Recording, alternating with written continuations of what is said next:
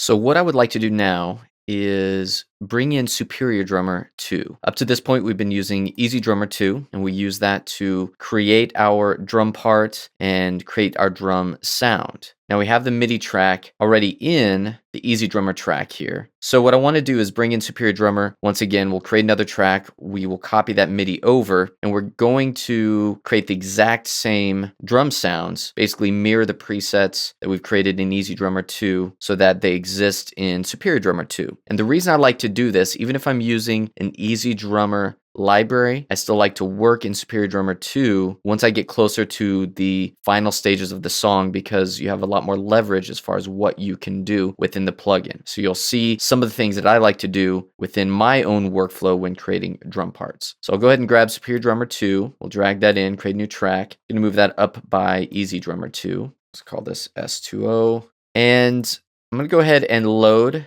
the Southern 60s library, and then I have a preset that I've already created where I've mirrored my EZdrummer 2 settings. So this is a combined preset. I'm just going to load that. If we take a listen to both plugins, they should be identical. Now, there's one more thing we need to do. If I go into the mixer, in my EZdrummer 2 track, I have an EZmix drum bus plugin. So I want to make sure I move that over to Superior Drummer 2 as well. So we're basically dealing with the same thing. I'm going to go ahead and copy this MIDI down as well. So I'm going to Option or Alt click on a Mac. And let me pull up both plugins once again. So if I play both of these side by side, they should sound identical.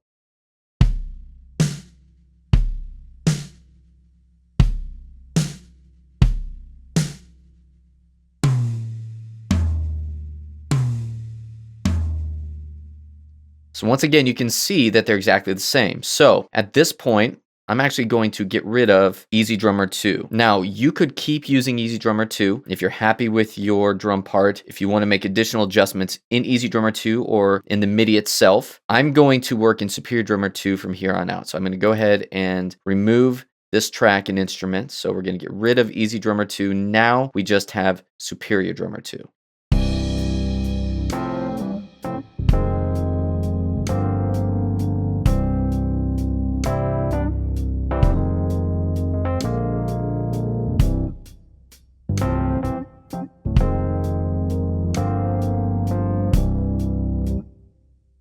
Now, there's just a few subtle adjustments I want to make. One of the biggest things I like about Superior Drummer 2, and a feature that I use all the time and I find very valuable, is in the mapping window, this velocity curve. What this allows me to do is actually go through, make some adjustments to the response of the MIDI that Superior Drummer is playing. So the incoming MIDI will trigger in a linear fashion by default. That means whatever the value of the MIDI is, Superior Drummer will just play that value based on the library that you have loaded. However, you can manipulate the output of the velocity, the actual samples, using this velocity curve. Now, another thing we can do is use this edit articulation only. I feel like the side stick could be a bit louder. So if you listen to the verse, for example, you have the volume of the snare and the volume of the side stick. So I'll go to the end of the verse, listen to the difference between the side stick and the snare. And what I want to do is match those volumes a bit more. A lot of times the side stick will be too soft. I like a really nice present side stick. And so we have the leverage to manipulate that articulation only without adjusting the relative mix of the snare drum.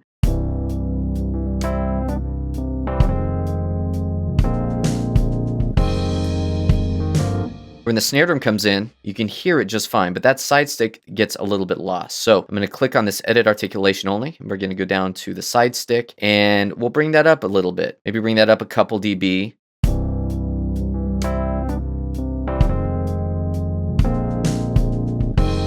That's a bit better. Let me go back a little bit further in the verse, and I'm going to adjust the volume in real time. You can really hear how that side stick volume changes, but the snare is going to stay the same once the snare comes in, because we're only editing this articulation volume.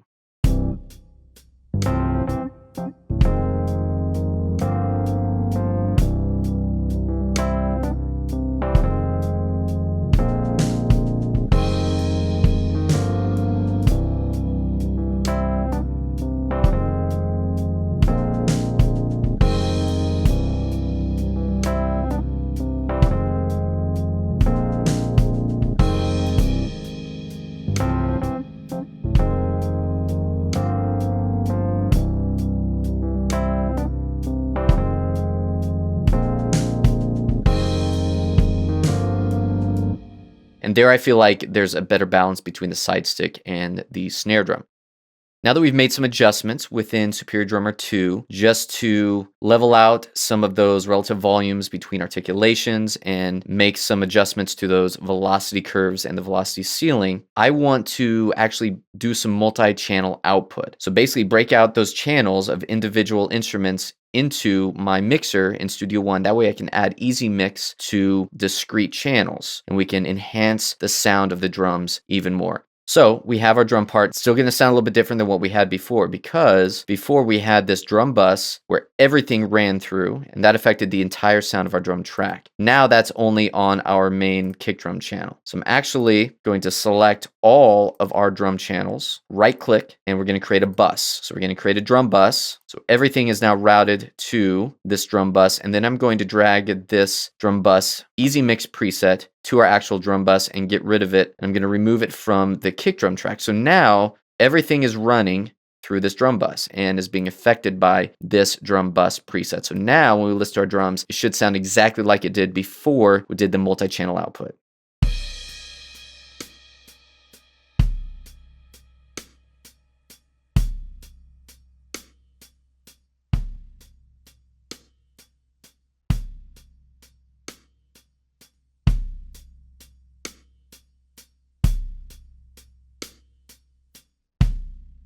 So we basically have done multi-channel output.